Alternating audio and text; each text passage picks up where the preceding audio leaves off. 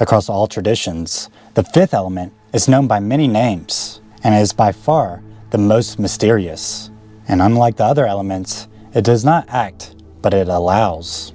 Akasha, ether, or space is unlike the other elements, acting differently than the four elements of form, as it acts as the source and foundation for all other elements.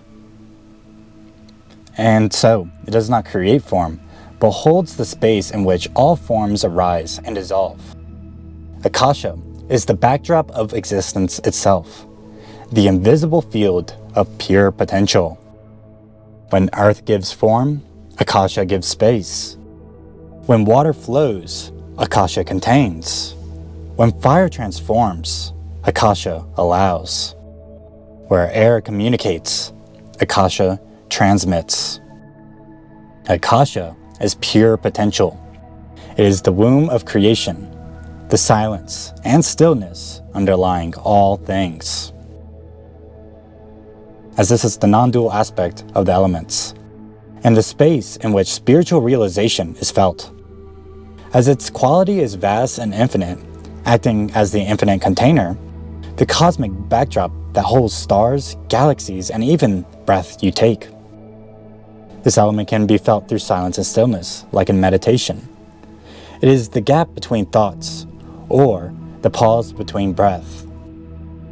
And so, with infinite stillness of space, it allows for pure freedom, openness, and expansion, containing all things. While this element does interact with all aspects of the body, it cannot really be unbalanced, as the main aspect of balancing the element of space is through balancing the four elements of earth, water, fire, and air, through all the types of spiritual practices. But this element still interacts with all aspects of the body. Physically, Akasha expresses itself as a space within the body, the openness that allows movement, vibration, and breath of flow. If you were to look all the way to the atomic level, you would see that the body is considered to be 99.9% space. Without this space, the body would not exist, and would just collapse into density. Emotionally, Akasha gives us the ability to hold space for ourselves and for others. Instead of reacting or being consumed by emotion, Akasha is the container that allows us to experience feelings without becoming them. And so, when embodying this element, emotionally, the quality is inner peace, openness, and the freedom to simply let emotions move through without clinging. Mentally, Akasha is the space between thoughts. It is the stillness in the mind where true clarity, intuition, and insight arises. Instead of endless chatter, Akasha introduces the pause, the vast backdrop in which thought appears and dissolves, creating the ability for higher perception, objectivity, and creative inspiration. Spiritually, Akasha is the pure witness. It is the awareness itself, beyond identity, the unity, oneness, and infinite potential. As the goal of spiritual journey is to unlock this element and allow it to be embodied. As this element is associated with the higher chakras of the throat, third eye, crown, and beyond, allowing communication with the source of consciousness itself. Looking more deeply into the connection between Akasha and the higher chakras, we can split aspects of it to more easily digest the complexity of this formless element. The throat chakra is the first doorway into the Akasha element, and can be understood as the element of vibration, frequency, and sound, as we know through the physical expression of the throat and its capabilities of producing sounds. As is well understood across all traditions that every word, every sound, every mantra ripples through space. And so, it's like you're casting a spell into form. By tuning our voice and listening deeply, we begin to sense all of creation as vibration moving in space. The third eye chakra refines our perception of Akasha. It is here that we perceive the play of light, through yin and yang, light and dark, subject and object, and particle and wave. Akasha at this level becomes the field of conscious awareness, where we see both sides of reality without being caught in either. This is true intuition. And so the third eye shows us the duality itself arises within the vast of space, and that the observer is never bound by what is observed. At the crown chakra, Akasha dissolves all boundaries and can be represented by nothingness or infinity. It is the direct experience of limitless space, timelessness, and pure being, revealing itself not as something we sense, but as what we are. The witness merges with the infinite field of awareness. This is the point where individuality opens into cosmic unity, where silence becomes the loudest truth. While every ancient tradition talked about this element of space and the invisible field of pure potential that holds everything together, modern science points to the same mystery through quantum physics and the quantum field, as it is the field that acts as the sea of potential, where particles appear and disappear. Energy vibrates in and out of existence, and reality itself emerges from this field, a place where it holds all possibilities. Many older traditions refer to the space of the quantum field, and is commonly referred to as the Akashic records, which can also be understood as the imprints left within that field, a library of every vibration, every thought, every action that has ever occurred or will occur. This was called by many names throughout history, such as the Book of Life and Hall of Records. Mystics, clairvoyants, and seers throughout history claimed that they could read these records, tapping into a subtle Akashic field through deep meditation, trance, or altered states of consciousness, using the intuition to make out some aspect of the complexity of infinity. An easy understanding that is used in modern spirituality is the idea of a download, where you just get this sudden informational package with no explanation of how it was received, as it is someone tapping into the quantum field and accessing some information briefly. But simply put, to access the field, one must learn to become still and silent and be in the present moment. The Akasha records are not meant to be just for information or curiosity, but its deeper purpose is to help us understand the patterns of the soul, to reveal karmic cycles, healing paths, and the lessons we carry through lifetimes. To understand and embody this element, we must recognize that time and space are inseparable. Even modern physics describes space-time as one unified field.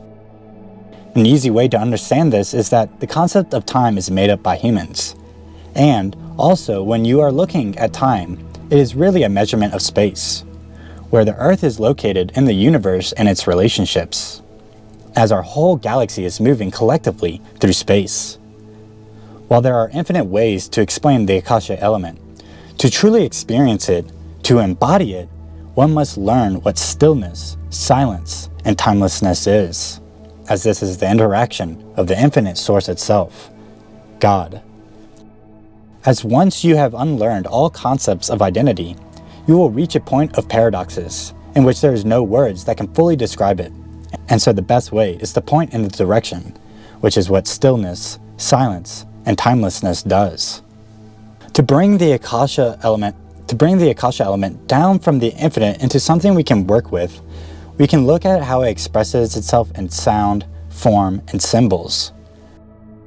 Though it is beyond these, Akasha leaves subtle fingerprints in vibration, geometry, and even in stones and plants, each pointing us back to silence and stillness of space.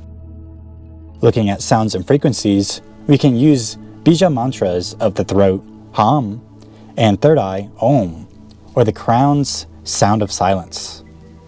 Pure tones, cosmic ambient soundscapes, throat singing, specific vibrations, and the sound of silence all associate with aspects of the element of Akasha, as well as the frequencies of 741 Hz, 852 Hz, and 963 Hz.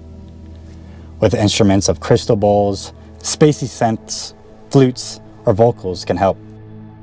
Mathematically and geometrically, this element is represented through the number 0, or infinity, with geometry expressing Akasha through sphere, torus, the flower of life, and the platonic solid of the dodecahedron.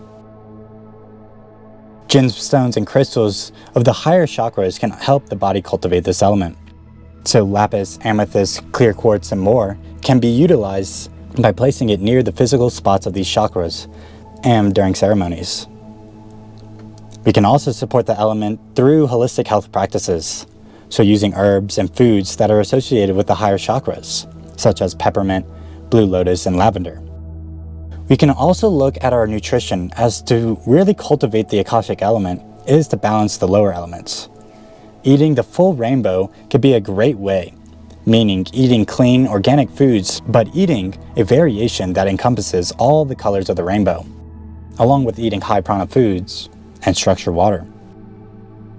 While all these aspects can help support the cultivation of the Akasha, I want to give you practices to help you truly embody this element. But first, I must reiterate that cultivation of Akasha is not really possible, as you are already infinitely connected.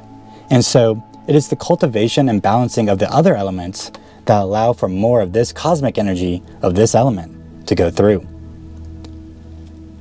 Intentional fasting, whether it be intermittent fasting, juice fast, water fast, or long fasts, can support in the cultivation of this element. As this helps the body and mind repair, you will see that the digestion takes the most energy in any action of the human body. So dedicating time for physical repair in the body will also allow the mind to be running on clean, active energies. Stillness and silence practices is a great method for cultivation of this element, in which, why it is a core aspect of all meditation. And so intentionally sitting in silence, not speaking, and being still is great practices. Pairing this with postures from yoga and qigong, such as full lotus, crisscross, corpse, or wuji standing. This practice can be understood by simply observing sensations of the body, the senses, and thoughts. Lastly, utilizing time is a great way for cultivation. As commonly understood, healing takes time, and is why you are in a finite experience through time to heal and understand oneself. But we can intentionally use time for this cultivation, placing the hands in a prayer position and bowing down at sunrise, noon, and sunset, and being in gratitude is a great way for the cultivation of the Akasha element. The Akasha element is the goal of the spiritual seeker through the balancing of the other four elements, not as a separate aspect, but because it is the underlying element of all the others. And so when earth, water, fire, and air are in harmony, Akasha reveals itself as a space in which they all dance, as it is the witness, the container, and the source. To embody Akasha is to embody presence itself, to live in openness, to listen to silence, and to rest in the infinite. And in that space, we discover who and what we truly are, not separate, not limited, but one with the field of creation itself. If you want to learn more about the elements and how to balance them, I created a course called Mastering the Elements, designed to give you the tools and knowledge to master and embody your energy. Through yoga, qigong, holistic tips, and more, it will guide you and give you tools necessary for self-realization. That's it for today's video. Like, subscribe, leave any comments or questions or topics that you want me to talk about. Thanks for watching. Peace.